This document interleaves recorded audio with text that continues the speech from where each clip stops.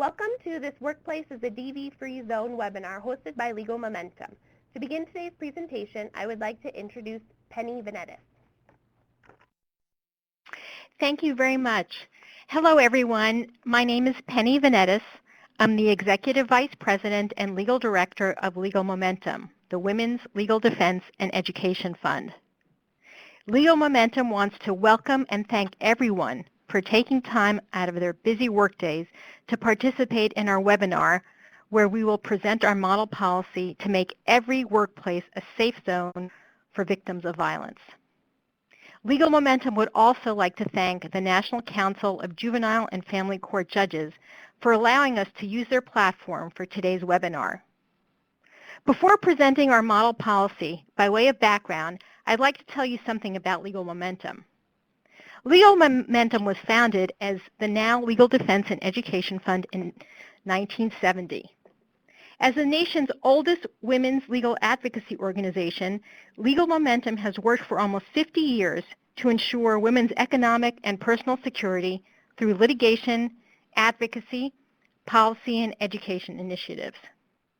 Legal Momentum is a recognized expert in the areas of domestic and sexual violence, human trafficking, campus sexual assault, educational equality, employment discrimination, and advancing equal opportunity for women in both blue and white-collar male-dominated jobs. Most relevant to this webinar, Legal Momentum was the primary drafter of the 1994 federal law, the Violence Against Women Act, also known as VAWA. VAWA's goal is nothing short of ending violence against women. VAWA has been reauthorized by the U.S. Congress 3 times in the past 20 years, most recently in 2013. Legal Momentum has also worked with state legislatures for 20 years to draft state laws that either mirror or expand on VAWA's protections. A logical extension of extending VAWA's protections is bringing the private sector in as a partner to end violence against women. We want to work closely with those of you on the call and any other employer you refer us to make sure that the workplace is a safe zone for all employees. Domestic and sexual violence follow victims to work. Every time a victim is harassed or receives a threatening phone call, email, or text at work, that employee cannot work, and that affects a company's bottom line. The Centers for Disease Control and Prevention in 1995, and this is 10 years ago, estimated that the annual cost of lost productivity due to domestic violence was $727.8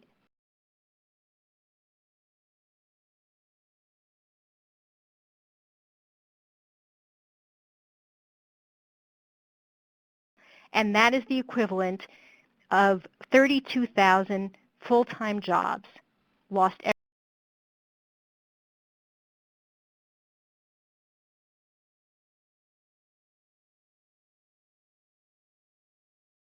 forms of violence affect members of every socioeconomic group, race, and class of worker. To help employers make sure that all of their employees remain both safe and productive, Legal Momentum culled through dozens and dozens of already existing policies, including those used by federal agencies, state government, and large private employers.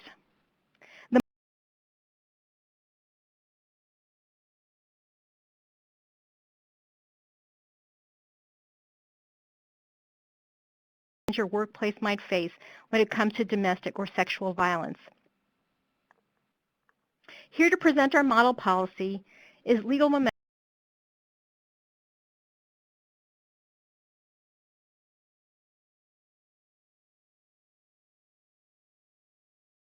victims and pregnant women. Yelena earned her BA in English and Political Science from Cardinal Stritch University and her law degree from the University of Chicago Law School. I'm now going to turn the presentation over to Yelena Kolic. Hi, good afternoon, everyone. Thank you so much for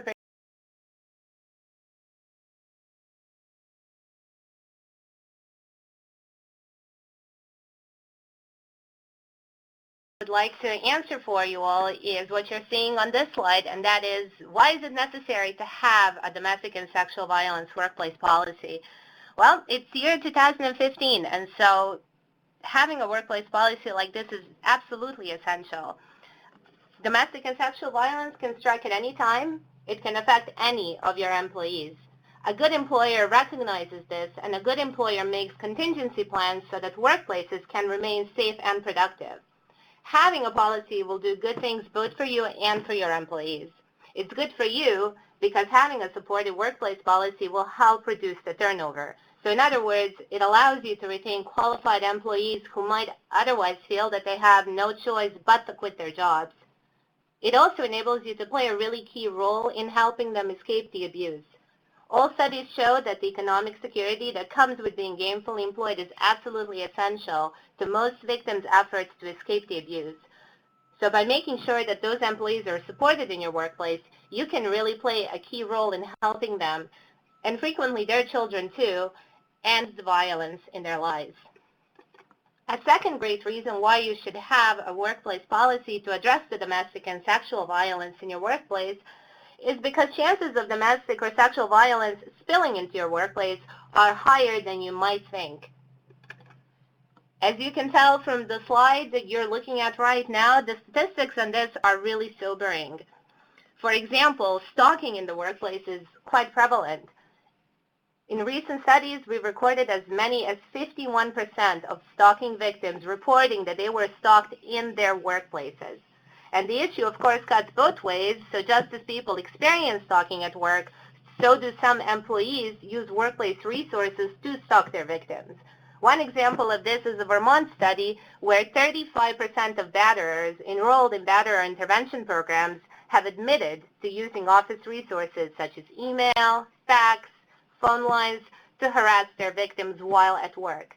These are all issues that implicate the workplace directly, and as such, they are a cause for serious concern for you as employers. Some of the other stats we have are just as concerning. Nearly 33% of women killed in their workplaces between 2003 and 2008 were killed by an intimate partner. And plenty of employers are beginning to notice this problem too. So as just one example, in 2005, nearly 1 in 4 employers with over 1,000 employees reported that at least one incident of domestic violence had taken place in their workplace. Finally, another great reason why you should have a domestic violence workplace policy is because having one can be really beneficial in making sure that you are compliant with any domestic or sexual violence-related employment protections that a state or a locality where you're located may have enacted. I'm going to give you a really brief background on the sort of employment protections you might encounter, and if you're interested to know more, we do have state guides on employment rights of domestic and sexual violence victims included as one of our supporting materials if you look at the right-hand corner of our screen. So by way of a very brief background, the employment protections can generally be divided in 4 categories. First, the law may require that you not discriminate against the victim of domestic or sexual violence in hiring, promotions, or discharge from employment. Second, the law may require you to grant paid or unpaid time off to victims who need to miss work to address the violence, such as by going to court, going to the hospital, meeting with their lawyer, or really any number of similar reasons. Third, the law may require you to make other safety-related workplace accommodations for the victim. There's a large number of examples of such accommodations, and I'm just going to mention some of the most common ones. And those would be changing the victim's office hours, changing victim's office phone number, assigning her to a different parking spot if she, drives to work, or even changing her office location if that's possible.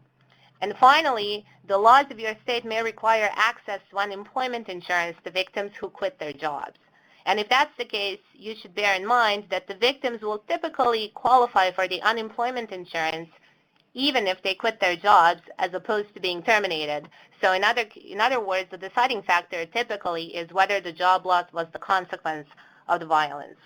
You should also be aware that victims in your state may have access to unemployment insurance benefits even if there isn't a specific law granting them the right. In some states, unemployment insurance benefits have been made available through agency or state court decisions, so a victim may be able to apply despite there not being a concrete state law granting them the right. So for those, and particularly for those of you whose business may be located in multiple states, having a uniform workplace policy can be really beneficial since it can ensure that you're compliant with your legal obligations across the board. All right, now I'm going to go ahead and walk you through the key parts of our policy. And after I have walked you through the policy, we will have a question and answer session that will allow you to ask any questions you might have about any of the aspects of the policy. The starting point of our policy is a clearly defined purpose and scope. We see the purpose of our policy as threefold. One, to increase the safety of the workplace. Two, to specifically respond to cases where an employee is a perpetrator or a victim of domestic violence. And three, to increase everyone's awareness about ways in which domestic and sexual violence can affect the workplace. These are extremely important goals, and we think that they're best effectuated when the scope of the policy is broad enough to encompass everyone. For that reason, our model policy isn't limited to full-time employees. It also includes part-time employees, fellows, interns, volunteers, really everyone that produces work for the organization and whose work is supervised by the organization. And the reason for that is simple. If any of these people are affected by the violence, chances are that the violence will affect the workplace, so it's really key that the coverage under the policy be as broad as possible. The second important part of our policy is about definitions. So our model policy clearly defines all of the key terms. Those key terms are roughly divided in 4 groups. So first, the model policy has clear definitions for what it means to be a victim or a perpetrator to make sure that both employees and employers have knowledge of what actions fall under the policy. Second, our model policy has clear definitions for each of the 4 crimes usually associated with violence against women. And these crimes are domestic violence, sexual assault, stalking, and dating violence. You'll notice that for the rest of the webinar, I will refer to victims of domestic or sexual violence. And when I say domestic or sexual violence, I really mean that as a shorthand for these 4 crimes. I will also use female pronouns to refer to victims. Even though we recognize the violence can affect both genders, we are using this pronoun because the reality is that victims of violence are overwhelmingly women. The second important set of definitions concerns ways in which covered crimes can affect the workplace. So in other words, this part of the policy clarifies circumstances under which the commission of one of the 4 crimes covered under the policy can spill over into the workplace. Some of the examples can include cases where the abuser uses work email to harass the victim, or where the victim receives threatening calls from her abuser on the office line, or where the abuser uses office equipment to, say, for example, make copies of and distribute personal information about the victim. The last part of the definition section of our model policy includes an explanation of the entity employees should report to if the policy is violated. Our model policy contemplates that this entity would be human resources, and it therefore provides a definition for human resources so that everybody knows where they can go. If your organization is too small to have a full-fledged human resources department, we encourage you to designate a key member of your staff that your employees know they can report to if they have any complaints that they might want to make under the policy. The next 2 parts of the policy I will be discussing can broadly be divided into protections for the victims and responses to the employees who are perpetrators of violence. I will first go over the parts of the policy that protect victims, and after that I will discuss the perpetrators. While I'll be referring to protections for victims, it's important to remember that the measures I will be discussing are not just beneficial to victims. They're actually beneficial to everyone because providing for adequate solutions in cases where an employee has been victimized by domestic and sexual violence increases the safety, it minimizes disruption for the workplace as a whole, so it's really beneficial to the workplace as a whole. There are, of course, also the benefits that come with from being able to retain the employee. If the employee has the needed support, it's much less likely that her tasks will need to be transferred to her colleagues, or that she will even need to be replaced with a new person who would then have to be trained with all the costs that come with that. The first important type of protection our policy provides for victimized employees involves providing accommodations in cases where an employee requires time off or other reasonable safety-related accommodations to address the violence in her life. I mentioned earlier that a number of state laws require employers to grant time off, and in some cases other safety accommodations to victims of domestic and sexual violence. To address this obligation, our model policy commits employers to making a reasonable effort to provide an accommodation that would allow the employee to continue in her job. In the context of time off, this means permitting time off work for purposes such as securing medical or legal assistance, counseling, finding new housing, attending court proceedings, participating in safety planning, and a number of other similar purposes. Our model policy recognizes that employees also have a responsibility to minimize any disruptions that could result when accommodations are needed. And just to make sure that absences like these don't unduly disrupt the workplace, our policy does provide that employees should provide reasonable advance notice in all cases, excepting emergencies where an advance notice just wouldn't be feasible. In the context of other safety-related workplace accommodations, our policy provides, similar to time off, that employers will make a reasonable effort to provide an accommodation if doing so would allow the employee to continue in her job without compromising her safety or her colleagues' safety. I have already mentioned some of the examples, and those would include, just briefly, changing work hours of the employee, transferring them to a different work location, changing their parking spot, or changing their office line number. Some of the other examples could include providing security escorts to the victim when she exits her office to walk to her car, assisting with enforcing a protective or no contact order, allowing for telecommuting, and really taking any steps that are reasonably calculated to decrease perpetrators' chances of reaching the victim at her workplace. The last part of our accommodations provision outlines the process employees can follow to request either of these accommodations. Since our model policy contemplates that human resources would be in charge of enforcing the policy, our process for requesting accommodation envisions employees submitting a request to human resources. And in order to help employers verify the need for the accommodation, the process under our model policy requires employees to submit some sort of evidence, such as a police report or a court order or their own sworn statement or any other evidence that can reasonably attest to the violence in their lives. The second feature of our policy that's designed to protect victims involves committing to making adjustments to various benefits the victimized employee has access to as part of her employment.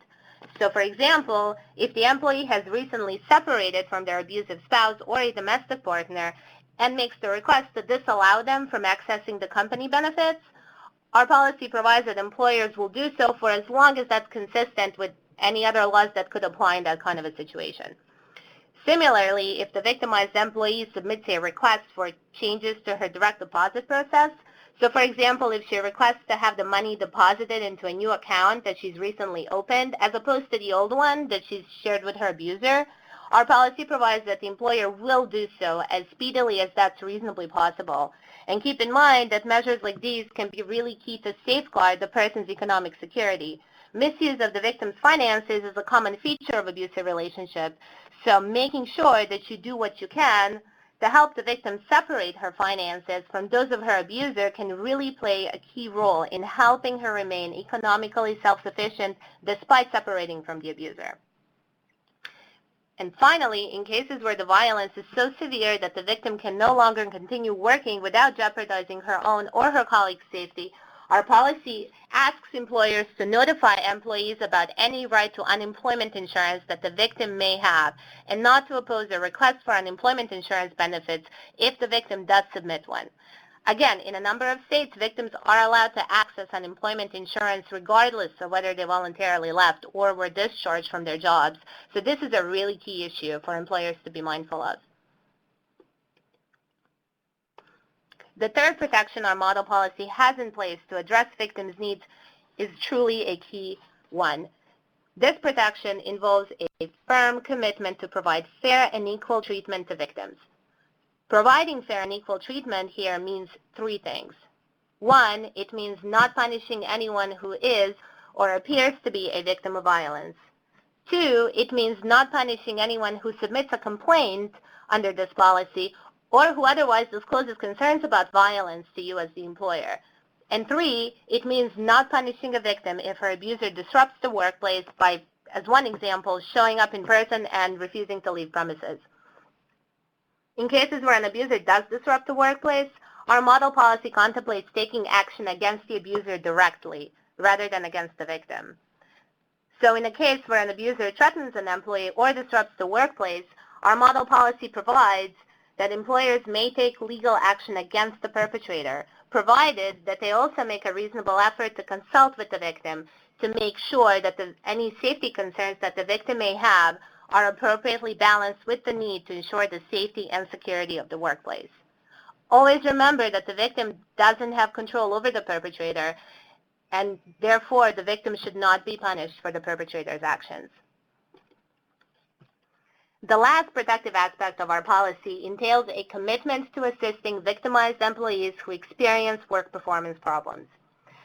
Unsurprisingly, many victims of violence can find it hard to focus, to concentrate on their jobs, either because they're traumatized or because they're simply distracted with worry for their own and frequently also their children's physical safety.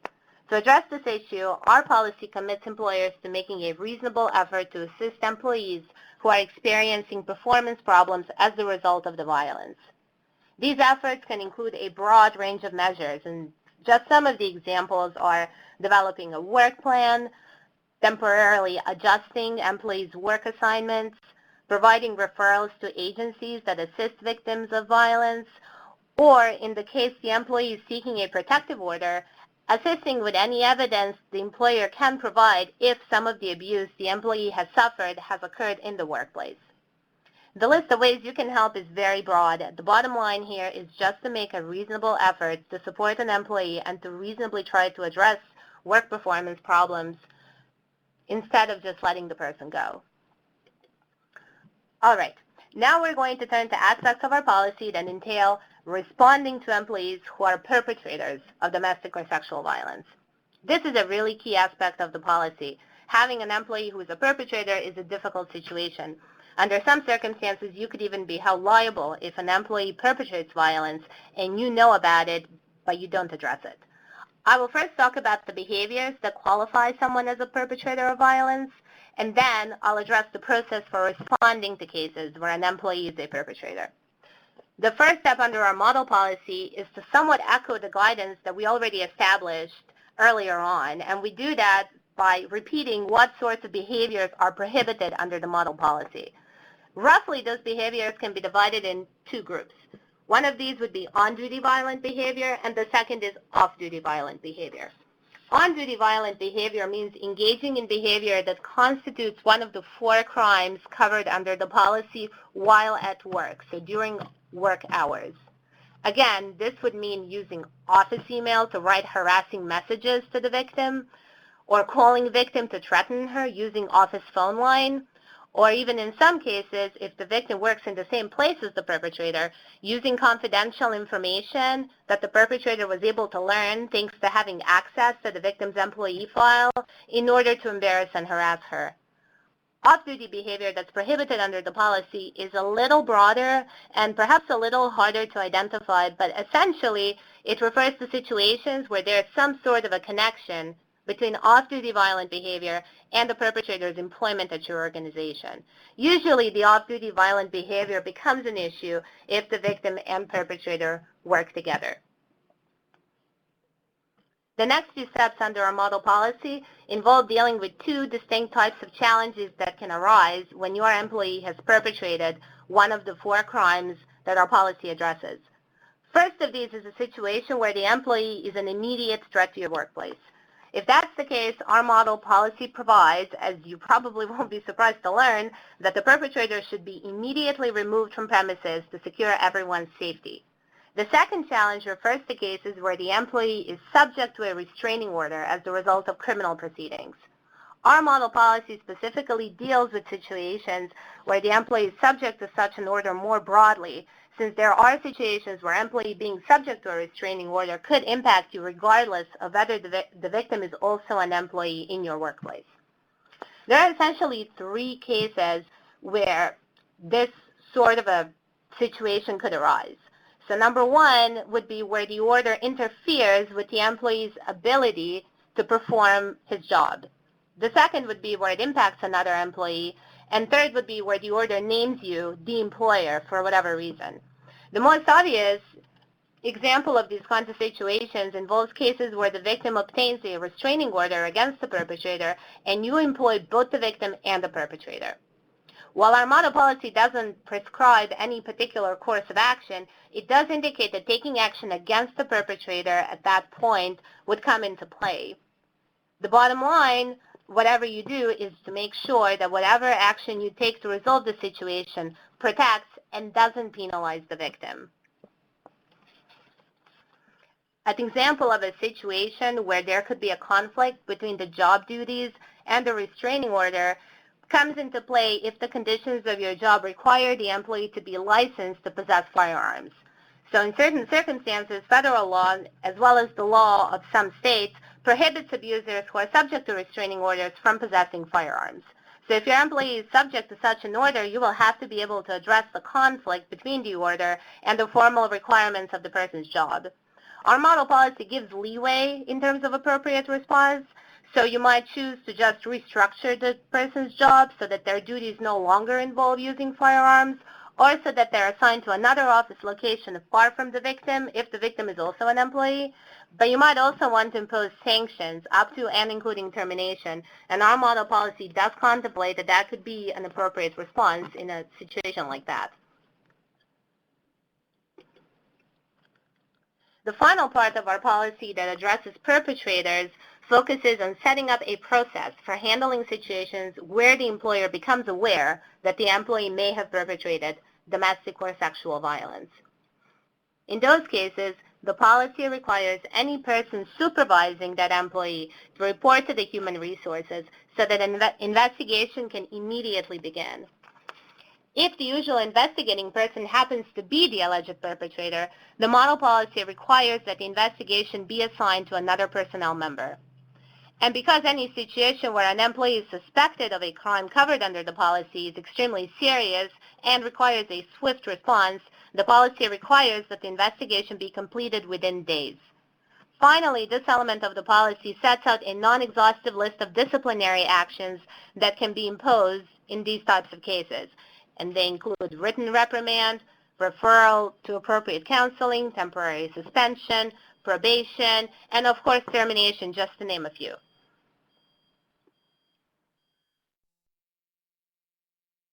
The next part of our policy focuses on the procedure for addressing complaints of violations under the policy in a broader way. Essentially, the process here is identical to the sort of process that's in place for situations where the employer has learned that the employee has perpetrated domestic or sexual violence. So, employees are encouraged to report to human resources, and the human resources must investigate and respond promptly. And promptly here means within days.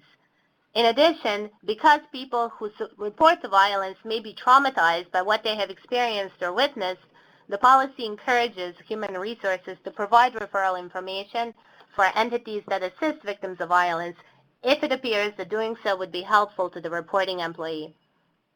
There are two important safeguards to this process under the policy, and their point is really to make sure that employees feel free to report violence.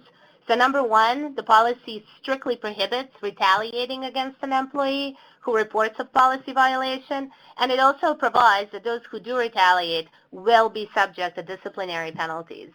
And two, the policy also provides that all reports of violations under the policy have to be kept in strict confidence. Confidence, of course, is absolutely essential to having a workable system for addressing cases where domestic and sexual violence spills over into the workplace. For that reason, our model policy has a separate provision to specifically address confidentiality. The most important point here is that the policy commits employers to maintain any documents received under the policy, meaning any disclosures that an employee is a victim, or any requests for accommodation, or any reports of policy violations in strict confidence. The policy does contemplate two exceptions. One is for cases where the safety of an employee is at risk, and the second is where the disclosure is required under state and federal law.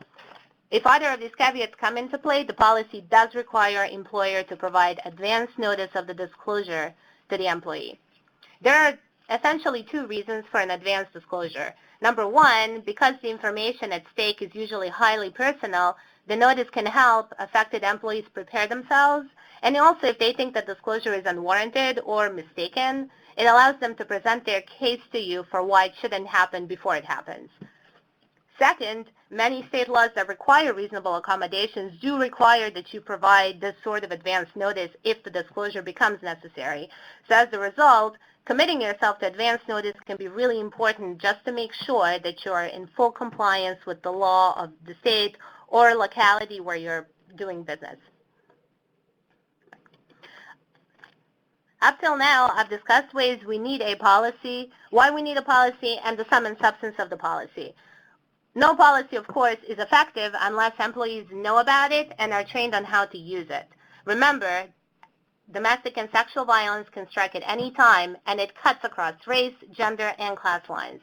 It can affect any of your employees, and for that reason, it is really vital that everyone's aware that you have a policy that they can use if that happens to them. To increase awareness, this portion of the policy commits employers to providing notice of the policy, and also to provide training that includes both employees and management. And also, it commits you to maintaining a list of referral resources for agencies that help victims of domestic or sexual violence, just so it's available in any instance where an employee might need a referral. With respect to the notice in particular, if you take another look at the right-hand corner of our screen, you'll see that our supporting materials include a poster that summarizes the workplace rights of domestic and sexual violence victims. We definitely encourage you to use it, and we also encourage you to post it in your own workplaces to alert everybody that you are an environment that's supportive of victimized employees. And lastly, for those of you who already maintain employee assistance programs, we highly encourage you to expand it to include this policy and all topics covered it or implicated by it, so meaning a whole range of issues that include sexual assault, domestic violence, dating violence, or stalking, so that it's part of the list of topics that your program covers. All right. Now that I walked you through the overview of our policy, I will take any questions anyone might have. If any of you are interested in adopting our policy, please send us emails after the webinar to register your interest, and we can work with you from there. And also, please feel free to download and make use of all of our supporting materials. They include our state guides on employment protections for domestic and sexual violence victims state by state, our Bill of Rights poster that's designed to be used in your workplaces, our 10 principles of safe workplaces, and our fact sheet that summarizes costs and prevalence of domestic and sexual violence in the workplace. And finally, I also want to encourage you to share your reasons for being interested in the webinar. We are always looking to learn about employers' experiences with domestic or sexual violence in the workplace, so if anyone has any experiences to share, we would love to hear about it, and we would love to learn from it. Thank you very much.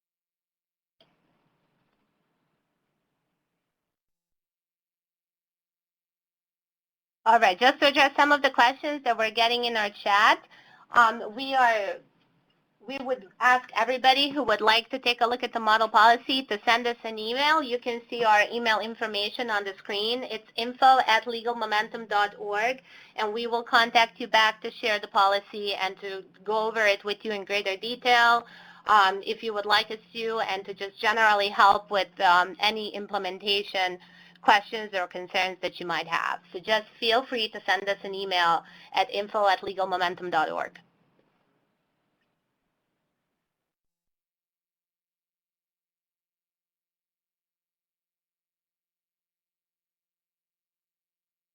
All right, so another question that we've received is regards the differences between state government versus private business policies. So the question reads, how would you characterize the differences between state governments versus private business policies? I would say that there isn't really a meaningful difference. I mean, the need to support the victimized employee is the same, regardless of whether the person is, working for the state government or a small employer or a big private employer. It really doesn't matter. And also the problems that come with having a perpetrator in your own workforce are the same regardless of the establishment. So I would say that there aren't really meaningful differences between state government employers versus private businesses. I will say that the legal obligations may be more stringent if you are a state government versus a private employer. As one example, if you take a look at our state guide, you will see that there are certain legal obligations that attach to public employers in Oregon. If there are any Oregon participants on the call, keep that in mind. You have a notice provision. You are mandated to provide a notice of victims' rights. This isn't an obligation that attaches to private employers. But with that being said, again, I want to reiterate that providing notice is just a really good idea, regardless of whether you are a private employer or a state government. But, just to make sure I'm responding to the question fully, there might be a little bit of a difference in terms of your legal obligations, but just in terms of, what makes sense to do in the workplace, really the principles that make sense don't differ. They are just the same regardless of whether you are in public or private sector.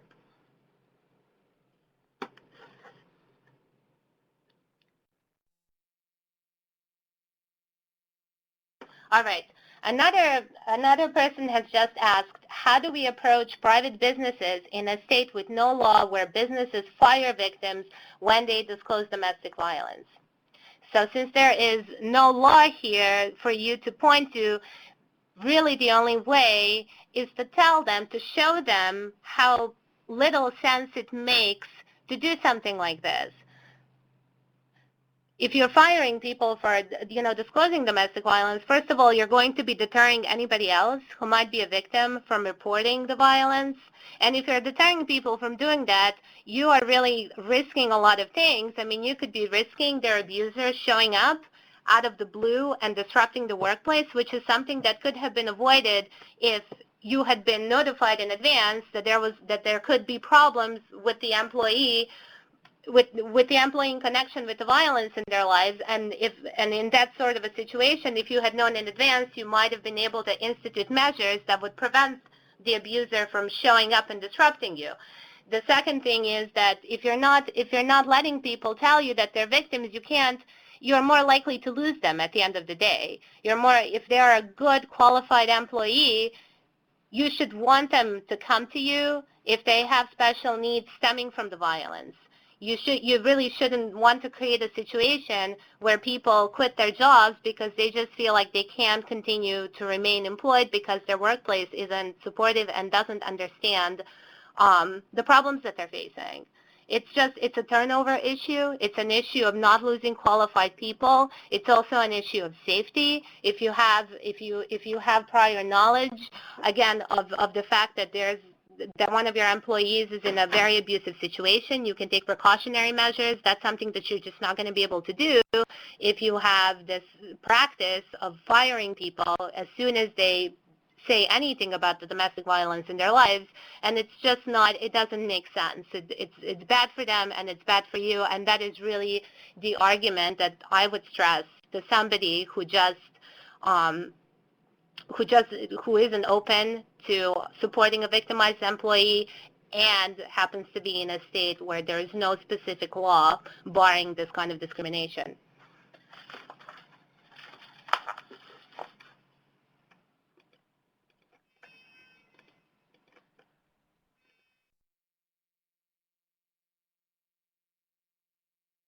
All right, we have another. I just want to apologize. I'm getting to these as fast as I can, and thank you very much for keeping the questions coming. One of our callers asks, there's a point where the safety of the workplace outweighs the rights of the individual. At what point generally does the law provide that it's okay to decide on the safety of the employees? It's a tough balance. Yes, it is. It is a really tough balance. And so the law itself doesn't give you some sort of a clear guideline. It doesn't say, okay, well, it's in this circumstance, it's perfectly fine to remove the victimized employee from the workplace because it's just too much. You can't have them around, safely. There's no such clear-cut guidance. And if we're being honest, there is no such clear-cut guidance in the policy itself. These are extremely circumstance-specific sorts of issues. And it's really, at the end of the day, going to be your judgment call. All that you can really, all that can be really said is that supporting the safety of the workplace by removing the employee is really kind of like a last measure. It's really the measure you resort to where nothing else can help. So, hopefully it wouldn't be it wouldn't be something that you go to in the first instance. We don't deny that it might happen. In some cases, it might be safer for the employee to stop working. And so it's, it can happen. I agree with you that it's a tough balance, and sometimes it just, it just falls on the side that, that you come up with the conclusion that the person can no longer continue to work. But if that's the case, we certainly, the one thing that we certainly stress is that if that person files for unemployment insurance benefits, you as an employer should not oppose it. You should let them get the benefits, because in that sort of a circumstance, in the circumstances dire as that, they're definitely going to need it.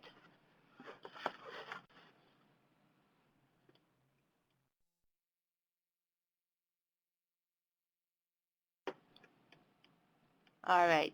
I want to apologize if I'm cutting out. I am trying to be as close to my phone as I possibly can be. Please let me know if you can't hear me very well. I am speaking as close as I can into the speaker and my phone to make sure that everybody can understand everything that I'm saying. All right. So another caller asks, do you know if any insurance companies offer employers any incentives or discounts for having this sort of a policy? So the answer to that is that I don't know. I can't think of any insurance company off the top of my head. It's possible that some do, but I really couldn't say. If I do come across any insurance companies that do offer incentives like these, I would be happy to email them to you. If you would like to contact me after the webinar, just so I have your email information, I would be happy to email you names of any insurance companies, but none come to mind right off the top of my head.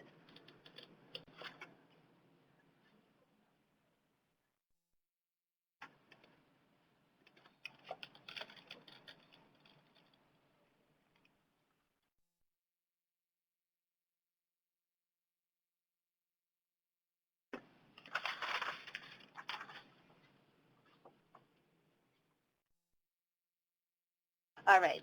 I have another question here, and the question asks, what advice would you give to someone who has been fired as a result of domestic violence by a small private employer with no such policy in place? So I would say, in this case, as a lawyer, I would first say, what does the law of your state say, right? I mean, is there a law that says that people can be discriminated against, or that has any specific employment protections in place? That would be my starting point. If there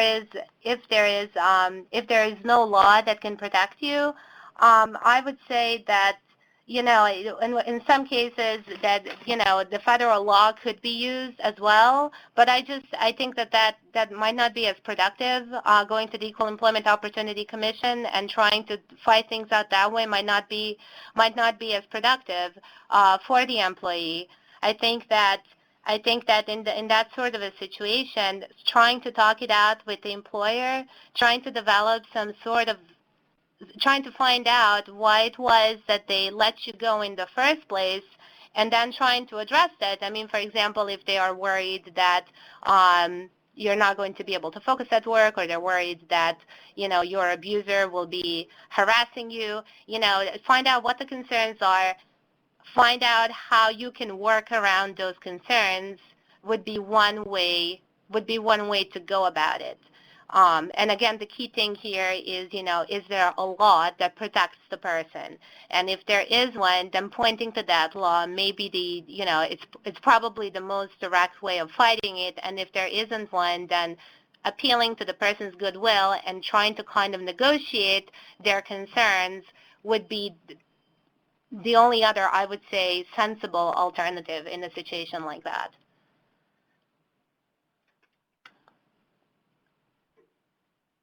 So a caller asks, do you have a draft template of the policy that we can use with businesses and organizations we are working with on DV in the workplace?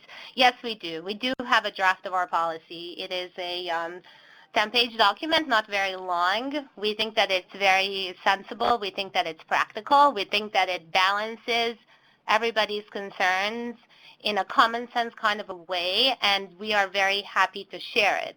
So again, please feel free to email us. I am keeping the slide with our contact information on purpose so that everybody knows so that everybody is completely aware of our email that they can use to contact us. But yes, we do have a draft, and we are very happy to share it with you.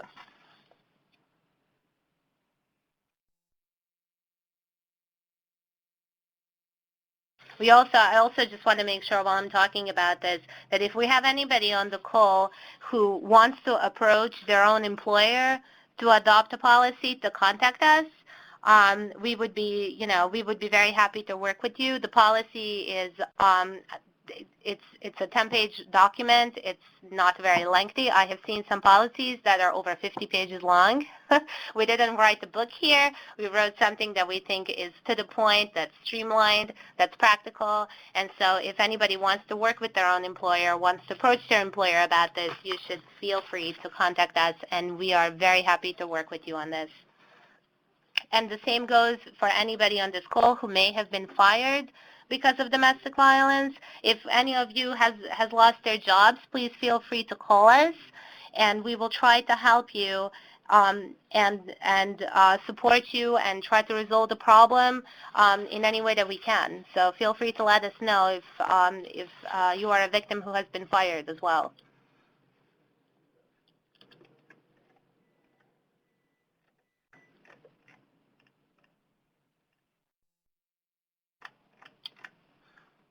And let me know if I'm still cutting out. I am making some adjustments on my end to make sure that everybody can hear me. So if I am still cutting out, please let me know. I hope you can all hear me now without problems.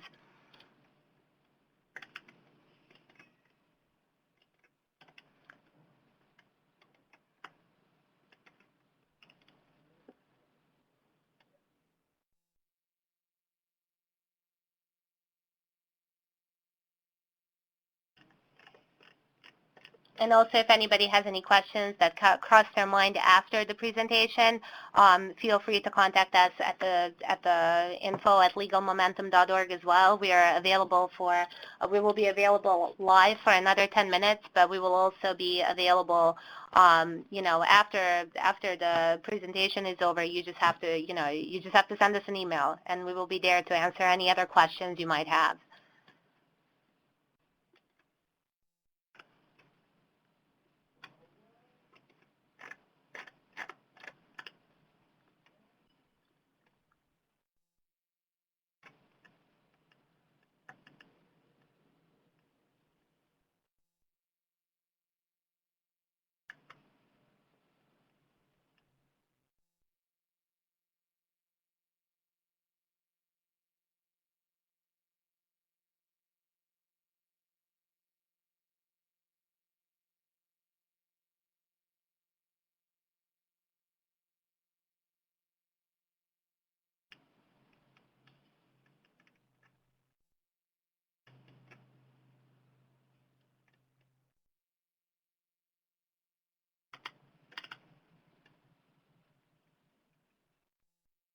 I also want to encourage you again to let us know if anybody would like to share their reasons for interest in the webinar. If anybody has had a specific situation at their workplace where they were confronted with an issue involving domestic or sexual violence that spilled over into their workplaces, I would be really interested to hear that. We hear about, these sorts of things all the time, and we're always looking to hear more and to learn more from employers. So if anybody has an example of a situation that they faced, please, feel free to let us know about it. We would love to learn from it, really.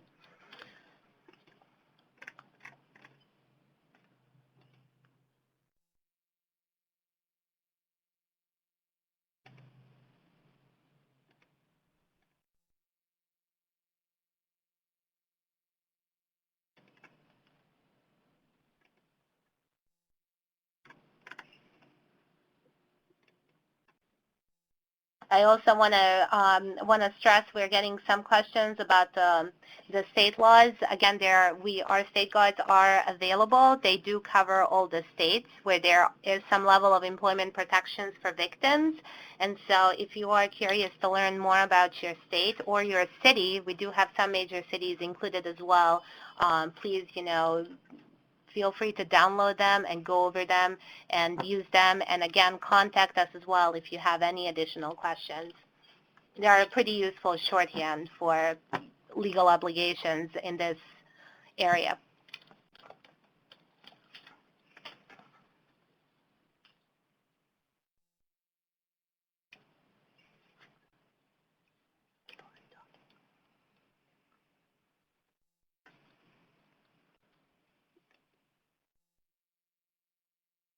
Someone is asking whether the PowerPoint will be available to download, and the answer to that is yes. The slides will be available. The slides will be available after the webinar.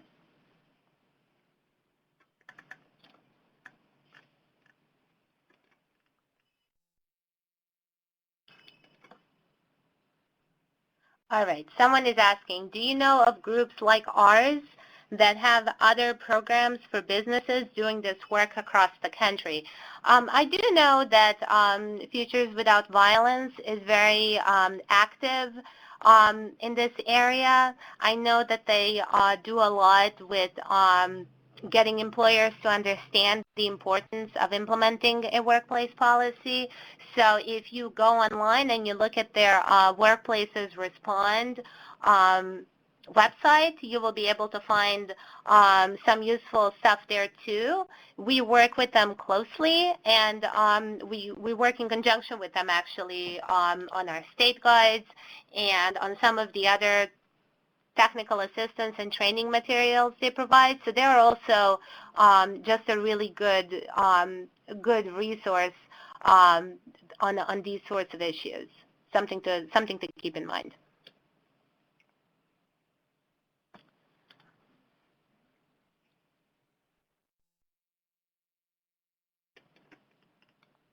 And I should add, they are national, since the question was specifically asking about other national resources. They are a national organization. I want to mention, so I don't forget, there's also Corporate Alliance to End Partner Violence. They're another national nonprofit organization, and their mission is really to reduce the costs and consequences of partner violence at work. So they have a lot of information that ranges from policies and programs to legal issues and legislation. And so if you're keeping a list of national nonprofits, the Corporate Alliance is definitely one to include as well.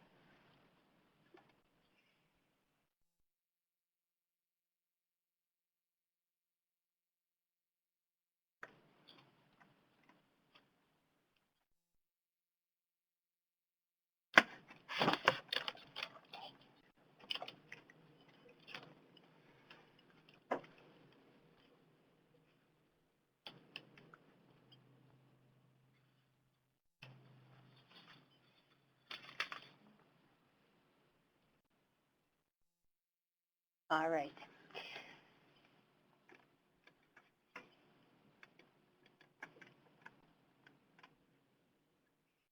So we have another question. The caller says that I hope you don't mind if I use your name. Janice Santiago says that her organization has her program, Safe at Work Network, and Massachusetts has Employers Against Domestic Violence, and she asks whether there are more across the country. The answer is there are. I don't have a list of resources handy right now, but we can certainly talk about it more after the call and exchange some contact information if you are available. So just send me an email, and I would be happy to talk to you more about it. Before I let you go, I do want to make sure that for those who haven't yet taken a look at our supporting materials, we do have our Bill of Rights available, and so I don't know if our service providers could make the Bill of Rights available on the screen. I would like for everybody to make sure everybody has seen it. It's a really useful shorthand for the sorts of supports the model policy provides for victimized employees, and it can really be used as a notice of employees' rights in your workplace if you want to post one, which we very much encourage you to do. So if you click on the workplace bill, you will be able to see it. Oh, there we go. I think that I don't know if everybody can see the Bill of Rights. There we go. I hope everybody can see it.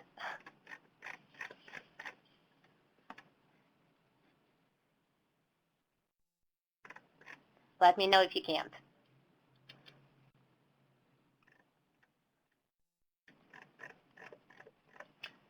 All right. I think we're at the end of our time here. I know we have some additional questions coming in. Again, please feel free to email us with any additional questions. Thank you again very much for participating. It was a pleasure to present our model policy to you. Thank you very much.